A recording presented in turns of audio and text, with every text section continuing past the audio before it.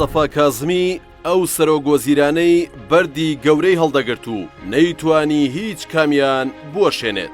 سەرۆکوەزیرانێک کە بانگەشەی وڵاتێکی پڕسەروەری دەکرد و ئێستا ناتوانێت سەروەری ئۆفیسەکەی خۆشی بپارێزێت. بەنمایشێکی جیاواز دەستی پێکرد و ئێستا بە بێدەنگی کارەکانی بەڕێدەکات. بەردەوام لە نێو جەماوەردا دەردەکەوت. ئێستا کەسی بە دەورەوە نییە. بانگەشەی نێوەندگیری دەکرد لە نێوان ئەمریکا و ئێراندا.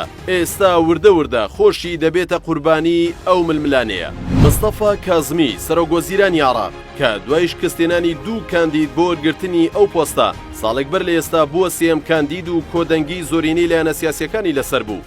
لا وێنە سەرەتاییەکەیدا وا دەرکەوت دەیەوێت وڵات لە لێواری ئەو خەرەندە دوور بخاتەوە کە وەخت بوو عێراقی تێدەکەوت. کازمی پێش وەرگرتنی پۆستی سەرۆکوەزیران سەرۆکی دەستگای هەواڵگری بوو. نهێنی و ئاڵنگاریەکانی عێراقی بەوردی دەزانی. جیاواز لە سەرۆکوەزیرەکانی پێشوو کازمی لەگەڵ دەست بەکاربوونیدا مەکینەیەکی گەورەی ڕاگەیاندن وێنەی ئەویان وەک فریاد ڕەسەکەی عێراق نیشان دەدا. بەڵام ڕووداوەکانی یەک ساڵ و نیوی ڕابردوو نیشانیدا کازمی هیچ جیاوازیەکی لەگەڵ سەرۆکوەزیرەکانی پێش خۆیدا نییە ئەگەر خراپتریش نەبوو بێت. کۆتایی هەفتەی ڕابردوو بەغدا چەند ڕۆژێکی نەئاسایی بەڕێکرد. هەمووان بینەری ئەو دیمەنانە بووین کە حەشدی شەعبی بەهێزێکی زۆرەوە چوونە ناوچەی سەوزی شاری بەغدا و گەماروی ماڵی مستەفا کازمیاندا تەنانەت هەڕەشەی کوشتنیشیان لێکرد. هۆکارەکەشی ئەوە بوو قاسم موسڵح فەرماندەی حەشدی شەعبی بە تۆمەتی کوشتنی ئەیهاب وەزنی چالاکوانی دیاری عێراق دەستگیر کرابوو. داوەکانی بەغدا بە شێوەیە گەڵکشان. سوپای عێراق تانک و زرێپۆشی لە شارەکە بڵاو پێکرد. سەرکردەی عێراقیەکانیش وەک هادی عامری و فالح فەیاس گەیشتنە لای کازمی بۆ ئەوەی بەپەلە قاسم موسڵح ئازاد کات و دۆخەکەی لە دەست دەرنەچێت. گرەی کازمی لەگەڵ حەشدی شەعبی گرەیەکە لە سەرەتای کابینەکەیەوە بەردەوامە. بەو ڕووداوەی موسڵحەوە ئەوە سێمین جارە حەشدی شەعبی شکۆی کازمی وەک سەرۆکوەزیرانی عێراق دەشکێن و دەچنە ناوچەی سەوز و لە شاری بەغدا نمایشی سەربازیەکەن. تەنها دوو مانگ لە دوای دەستبەکاربوونی کازمی لە پۆستی سەرۆکوەزیران کاتێک بڕیاریدا هێزێکی ڕاهێنرا و بنێرێتە ئەو ناوچانەی گومانی هاویشتنی موشەکیان لێوە دەکرێت بۆ باڵوێزخانی ئەمریکا و ناوچەی سەوز. هەر ئەو کاتە کە تایبی حیزبوڵڵای عێراقی بەهێزێکی زۆرەوە نمایشێکی سەربازیان لە شەقامەکانی بەغدا دژی کازمی کردو. بۆ یەکەم جار بە کازمیان وت کەی ویستمان لەسەر کارێک بێت گوێ نادەینە پێگە و پلە و پۆستەکەت و دژت دەوەستینەوە.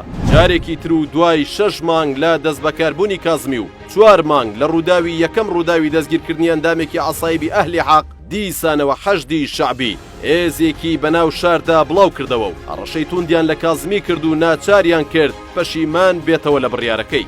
ئەگەرچی ئەمریکا وتی بەهێز پشتیوانی کازمیەکەین بەڵام هەڕەشە و نمایشەکانی حەشدی شەعبی بەردەوام بوون. ئەحمەد مەلاتەڵاڵ ڕاگەیاندنکاری دیاری عێراق و تەبێژی پێشووی کازمی کە هاوڕێی 15 ساڵی کارکردنێتی لە نوێترین پەیامیدا بۆ کازمی دەڵێت هیچ جیاوازیەکرد لەگەڵ عادل عەبدولمەهدی نییە. هەردووکتان هیچتان پێ ناکرێت و لە دەرەوەی ئێوە کەسانێکی تر عێراق بەڕێوە دەبن. تەڵاڵ بە کازمی دەڵێت بڕۆ سەروەریەک بۆ خۆت تۆمارکە و واز بهێنە. لەوانەیە ئەمە باشترین ئامۆژگاری هاوڕێیەک بێت بۆ هاوڕێیەکی کە لە نزیکەوە لە بارودۆخی تێدەگات و دەزانێت ڕووداوەکان چۆن ئاراستە دەکرێن.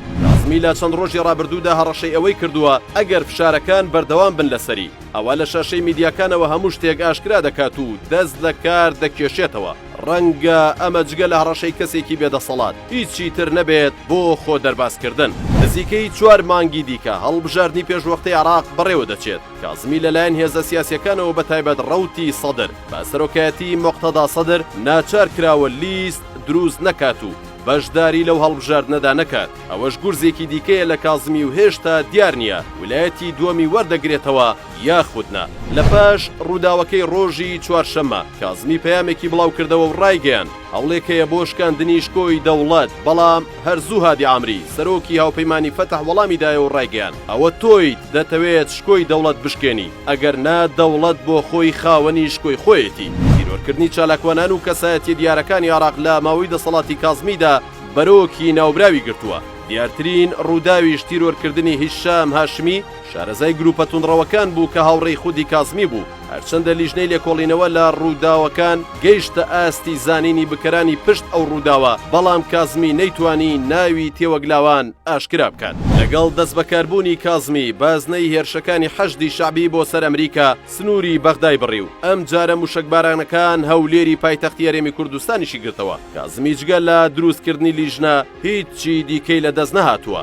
چاودێرانی سیاسی پێیان وایە ئەگەر حەشدی شعبی و گەندەڵیە فراوانەکەی عراق سەری کازمی نەخۆن، ئەوا تیرۆرکردنی ڕۆژنامەنووس و چالاکوانانی عراق و کوشتنی خۆپشاندەران بەم زوانە ئەو تاڵاوە با کازمی دەچێژێت کە پێش ئەو عادل عەبدولمەهدی چەشتی و ئێستا لە هیچ شوێنێک ناوی نەماوە.